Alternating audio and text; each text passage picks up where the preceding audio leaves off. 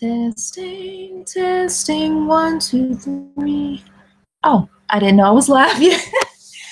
Welcome to the Missy Show. If you are here for Wired for Weird, the strangest animals on earth, then you are in the right place. Usually it takes longer than that to start up. Didn't mean for you guys to hear me singing. In tonight's episode, Dee will not be with me. Unfortunately, she's tied up with some work stuff, so she's trying to put together a PowerPoint presentation, and it's not going so well right now. So I just talked to her a little while ago. But she should be back with us when we are back again on April 14th, but I'll go over that with you guys a little bit later. Sorry about the inconvenience of us not being on at 5 p.m. as usual.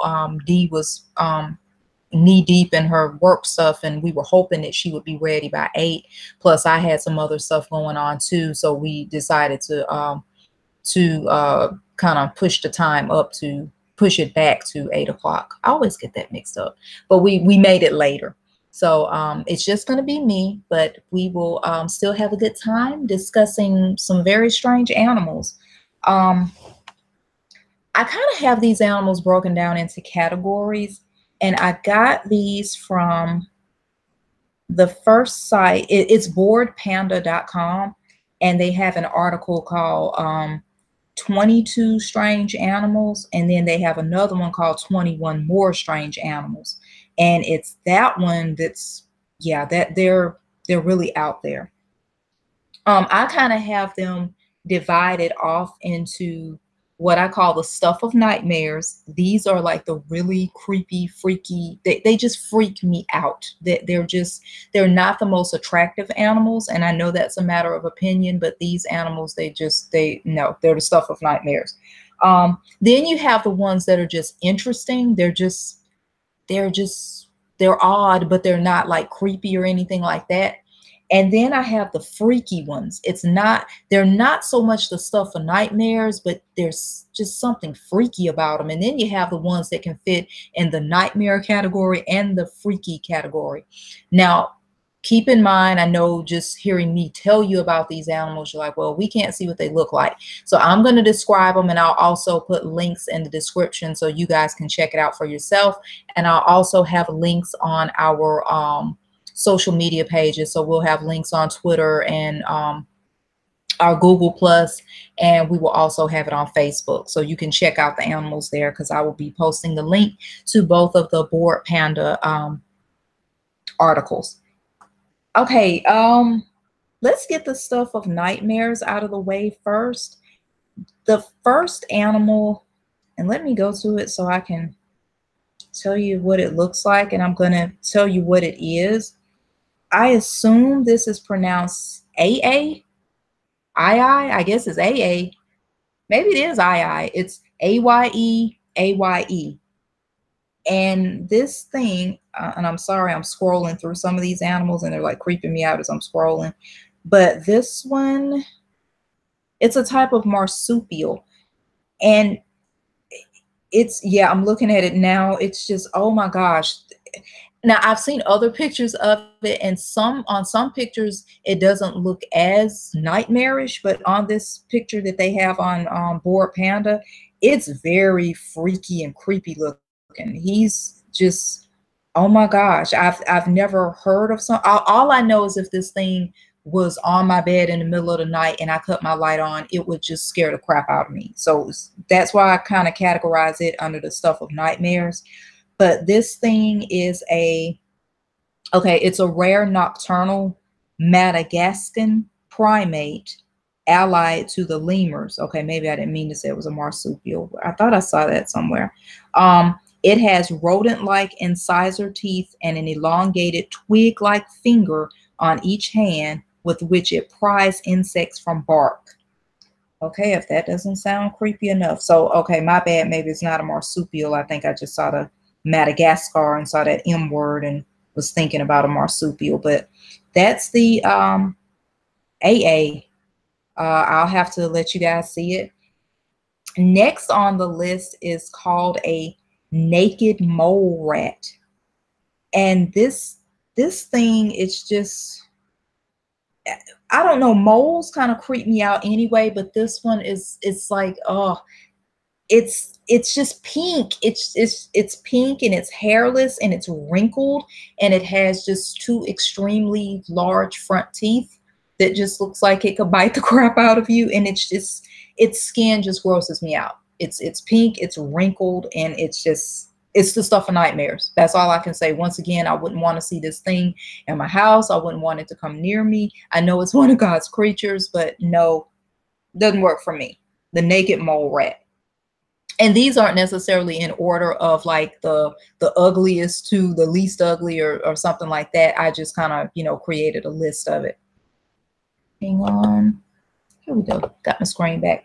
The next one is called the goblin shark. Okay, the goblin shark. Yeah, this is another one. This thing, it looks like it has a horn, a unicorn horn. It's wrinkly and just pinkish mauvish color, and it has just sharp monster-like teeth protruding from its mouth. This rare shark is sometimes even called a living fossil. It is the only extant representative of the family. I'm probably going to butcher this word. Oh my gosh, can I even say this? Mitsukuridae, a lineage some 125 million years old. Goblin sharks inhabit around the world at depths greater than 100 meters, with adults found deeper than juveniles. Given the depths at which it lives, the goblin shark poses no danger to humans. Well, thank goodness, because if you got caught in those teeth, but I mean, it's typical of like a shark, but it doesn't look anything like any of the shark. Actually, it's smaller than a typical shark, much smaller, and you'd probably survive this thing's teeth more so than a typical shark. But it is just, it's hideous looking. The next one, this is freaky and it's nightmarish. It's called a Peiku fish. And this thing has human teeth. The teeth it has the bottom teeth, which I don't know if it has top teeth, but the teeth at the bottom, they're just like a person's teeth, because in the picture they're holding up like a human skull next to this, and and you can compare. And I swear the thing has teeth just like a human being's at the bottom of its mouth. It's not like typical fish teeth. It has human teeth. This is the freakiest thing I have ever seen in my life. I so have to, you know, post these links so you guys can see them. But it's called the Peiku fish. It says you probably don't need much explanation as to why the residents of Papua New Guinea call this fish a ball cutter. The local fishermen were really worried about the safety of their testicles when they had to get in the water. Now, if you saw this thing, you would understand, because, I mean, it's not like sharp teeth like how it is when I was describing the goblin shark. I mean, these are human teeth. They're just like a person's teeth at the bottom. So weird. Okay, this is the last one on my stuff of nightmares, but it could also go on the freaky list. Oh gosh, it kind of just freaks me out to look at this thing. It's called a giant isopod. It's a type of crustacean. But what it really looks like, it looks like a cockroach with a shell.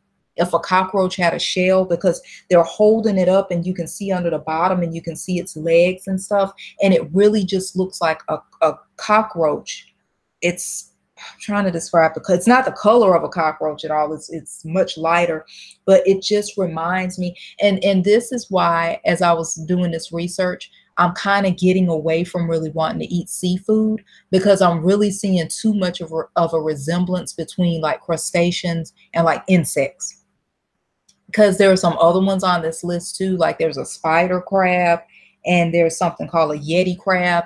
And even with shrimp, if you look at them too hard, they can kind of remind you of roaches. So after seeing this thing, this giant isopod, it just reminds me too much of a roach. Even when you're looking at the top view of it, and especially when they're holding it up, it just looks like a roach with a shell. It's one of the largest of the existing isopods. The enormous size of the giant isopod is a result of a phenomenon known as deep sea gigantism. This is the tendency of deep sea crustaceans and other animals to grow to a much larger size than similar species in shallower waters. Oh my gosh. Okay, moving on. So let's take a minute and just sort of scale back and go into the more tame ones. Now, these are the ones that I just label as interesting. They're not gross, they're not anything like that, but they're just very, they're wired for weird. They're still weird, but they're just not as, grossish or whatever. The next one is the red-lipped batfish. Now, this thing is sort of cute, but it's just weird. It looks like a crab, but it looks like it has on red lipstick. It looks like it has its lips kind of reminds me of me when I have on red lipstick, but it has red human looking. It looks like it has lips. I'm sure it's just coloring. It actually looks like it has a face. It has two eyes. It looks like it has a big nose, red nostrils, and it has red. Looks like it has on red lipstick. It's found on the Galapagos Islands, and this fish is actually a pretty bad swimmer and uses its pectoral fins to walk on the bottom of the ocean. So it's actually a fish, but it looks like a crab to me. But at any rate, it's kind of cute. It is wired for weird. All of these things are wired for weird. The next one, okay, this is called a panda ant, and it really does look like a panda. It's an ant, but from what I'm reading about it, it's not one that you will want to get bitten by. It's much larger than a typical ant. It's from I'm probably going to mess this up, Matylidae. The Matylidae are a family of more than 3,000 species of wasp, despite the names. Okay, so it's a type of wasp whose wingless females resemble large hairy ants. So, okay, so this is a type of wasp, even though they're calling it an ant.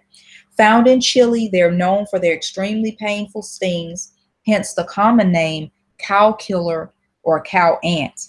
Black and white specimens are sometimes known as panda ants due to their hair coloration resembling that of the Chinese giant panda.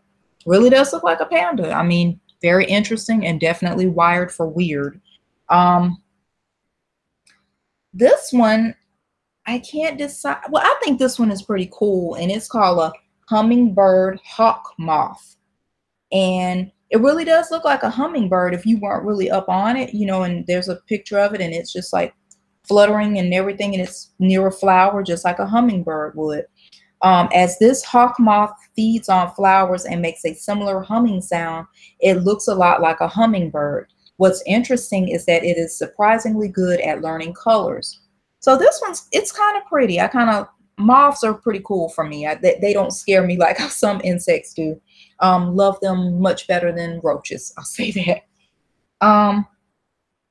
The next one is also another type of moth. It's called a Venezuelan poodle moth. Let me see, can I get to that one? It's kind of cute. It's furry. It's a moth with fur on it. It's weird. And they have two pictures of one. One is more, this one's kind of golden colored, and then they have another one that's sort of more silverish, I guess you would say, sort of silver colored. Discovered in Venezuela in 2009. So these are fairly recently discovered creatures. This new species of alien-looking moth is still poorly explored, waiting for more info about them. So I have to definitely let you see a picture of these guys too. They're pretty actually. In my opinion, they're pretty. They're unique. Yeah, they're pretty. Sometimes you have to look at something and you're like, I'm not sure. Is it pretty? Is it not pretty? But I vote for pretty. They're pretty. The last thing on my interesting list is going to be the thorny dragon. Let me go to my picture. Oh gosh, I have to scroll through past the isopod. My thorny dragon. A lot of cool animals on this site. Some of them didn't make the list at all because they're just sort of in the middle, but they're still unique nonetheless. The thorny dragon, how do I describe this? It sort of does look like it's a type of lizard, but it's sort of got like spikes. It's spiky and scaly looking, but it's really cool looking. Colored in camouflaging shades of desert browns, this lizard has a false head, which he presents to his predators by dipping the real one. Trying to see where his head, I think I see which end is really his head. He's interesting looking. It's really even hard to describe him. I can't wait for you guys to see the pictures. Okay, this is my last list of creatures. On this one, the first one is the Japanese spider crab. This is on my freaky list.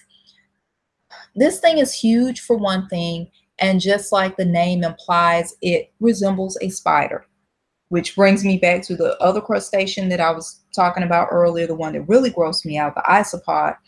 This thing, it just, crustaceans, I'm just beginning to see that to me, they're just genetically a little too close to insects. I'm sure a scientist or somebody who studies insects or crustaceans might correct me on that, but some of those things, they're reminding me a little too much of spiders and roaches and that type of thing. Not saying I'd never eat a shrimp again, but I'm sort of leaning toward going the opposite way. And this thing is monstrous. I'm not even a big fan of snow crab and all that, but if you see this thing, it's just, yeah, it just looks like a giant spider without the, I guess it looks like a mutant spider. No, I don't think I'd want to eat that crab. You can live, buddy.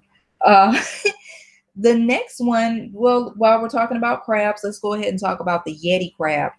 The Yeti crab, it's sort of pretty, the picture of this one that they have on here, but this crab reminds me of a tarantula. It has the little hairs and everything. This one is cream colored. I saw some other pictures of some, but on this site, it's cream colored. It has long claws, front arms or whatever, and its legs, but they're all covered in those little hair looking things that tarantulas have. Once again, it just reminds me too much of a spider. Don't see it happening. He's pretty, he can live. The next one, the blobfish, it's freaky to me because it looks like it has a human face. It's just, I don't know. It looks like some type of genetic experiment that went wrong where they sort of mixed together human DNA with a fish, because you clearly see the eyes, you see the mouth, and it has this big hanging nose. It's very freaky looking. It's not the stuff of nightmares. It's not that level, but it's just really freaky. All I can say, I'm just staring at it, and I have to remind myself, you guys can't see it yet, but yeah, you need to look at that. Okay. Okay, one I'm trying to see, do I want to save this for last or not? Yeah, I'm going to save that for last. The tufted deer is next on my freaky list. Now, this deer, it doesn't freak me out, but it's freaky in the sense that it has fangs. And I've never seen a deer with fangs. So it reminds me, it looks like a vampire. I'm looking at it now, and it's a deer. It's kind of cute, but the fangs take away from it, because I just picture it just attacking you in the woods and biting you on the neck and sucking your blood. But it's called a tufted deer, and it has fangs like a vampire. Who knew? Let's see, not last. I've got one more before I do my main one. The sea pig. The sea pig. Where is my sea pig? He's a weird looking guy. He's really strange. Just toward the bottom of the page. Where are you, sea pig? Mr. Sea Pig. Bear with me. I'm toggling between two different lists here. He might have been on my other list. There's some really cute ones on here too, like the Dumbo octopus is really cute. He looks like he could be in a video game. He looks like a character from a video game. And then they also have the Irrawaddy dolphin. That's a really cute one. And they've got some pretty ones. The maned wolf is really pretty too. It has really long legs. It's weird just how long its legs are, because it has longer ears than a typical wolf. And the pink fairy armadillo. It's much cuter than a regular armadillo. It actually looks like it has fur. It's like the top of it still has the armadillo shell, but it's like the face of it and like the under part of it, it actually has fur on it. So it's kind of cute. I'm just coming up. Okay, here's my sea pig. He was on the other list. I don't really know how to describe the sea pig. I don't know if those are supposed to be, no, those aren't teeth because it has these things that kind of look like they could be teeth, but it's going around the whole under perimeter of it. Let's read about it. It's a scotoplane. Scotoplanes live on deep ocean bottoms, specifically on the abyssal plain in the Atlantic, Pacific, and Indian Ocean, typically at depths of over 1,000 meters. They are deposit feeders and obtain food by extracting organic particles from deep sea mud. Very weird looking creature. Yeah, I'm not even going to try to describe that any further. And it looks like it has a broken horn on one side of its head, and it looks like it has a really long, ugly horn on the other side. So one horn that's broken off and one horn that's sort of long. It's very, very odd. Okay, now for the last one I'm going to mention, oh, and another very beautiful one is the parrotfish, the blue parrotfish. This is a very beautiful fish, very pretty. The bush vipers, it's a pretty snake too. I wouldn't want to run into one, but it's sort of spiky and it's pretty too. But the last one that I'm going to mention, well, let me just find him. I'll go ahead and say the name. Let me cut my phone off there if you heard a little car horn in the background. Is the penis snake. Just as the name implies, this snake looks like a male member. It's on my freaky list, no pun intended at all, but it's just, it looks like just what the name implies. The head of the snake looks like the head of a male's member. It is just, it's wired for weird. That's the best thing that I can tell you. It says the description, this and they even said this peculiar eyeless animal is actually a, oh my gosh, these words are horrible. I'm not even going to try to say that one. No, I'm going to try to say it. Atreta choana icelti. It is a large, presumably aquatic amphibian with a broad, flat head and a fleshy dorsal fin on the body. And it greatly does favor a penis. And I'll leave it at that. What a way to end the show. But in some ways, actually, it's probably very appropriate to end the show like this, because for the month of April, we're going to be going into sexual territory. I kind of alluded to that a little bit on our other show, and I'm still gonna, because I'm actually gonna do a disclaimer blog post, and that's gonna be on April the 9th. On the 2nd, this coming Monday, I'll be doing just what's coming up for April with the blog post and with the shows. But on April 14th, we're gonna be doing Sexual Aggression in Dolphins, the story of Peter. And that's the one that I was saying about 2 weeks ago that it may be a little hard for me to get through, because Saturday Night Live did a skit about it, and this is based on a real life story. And because they put such a comical spin on it, it's going to be hard for me to dissociate from that. But I'm going to do my best, and hopefully Dee will be back with me so she can help me through that. And then after that is our much more controversial show, which will be Sex with Animals. But here's the thing, it's about bestiality and when animal bonds go too far. So we will be exploring what is the psychology behind that, what would motivate a person to want to cross that line with a pet or just any animal, what's going on psychologically there. So no, for anybody out there listening, it's not that type of show. We're not getting into it for that type of reason. We're getting into it to find out the psychology, what goes on, what motivates people to do such a thing, and what's happening with that. So that one will be a bit more controversial. Both of those shows are also going to air at night. We tentatively have them set up to air at 8 p.m. April 14th for sexual aggression and dolphins, and April the 28th, I believe, for the sex with animals show. Yes, bestiality. Yeah, that's going to be April 28th. But I will put out a disclaimer post, and if you have any little ones, this may be one that you may not want to let them tune into. But we're just going to be kind of exploring with Peter exactly what was going on between that relationship with him and the person who was studying him. And then, of course, it's obvious what we'll be discussing on the April 28th episode. So tune into the blog post where I'll be kind of, letting you guys know a little bit more about that as it's coming up. I want to thank you all once again for tuning in to another episode of the Missy Show. Thank you so much for joining, and I hope you enjoy the rest of your Easter Eve. And I wish you guys a wonderful and happy Easter day. Until next time, this is your host, Jay, signing off. Bye.